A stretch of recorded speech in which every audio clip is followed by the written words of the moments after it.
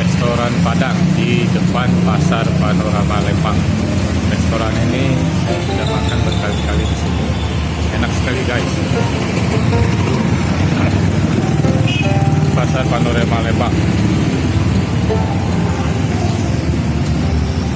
Jalan Lembang. Pasar Panorama Lembang. Nah, di depannya ini ada restoran. Namanya restoran Ampera Minang. Enak, saya sudah makan berkali-kali di sini. Ini menunya guys, bisa kita lihat. Ada menu pilihan. Ini menunya. Rendang, ya.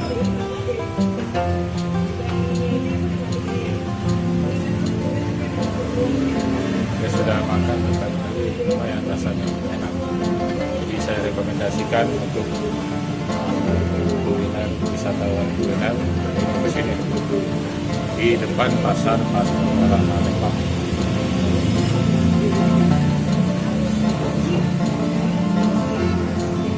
Jalannya begini guys. Oke, itu saja laporan kulinernya.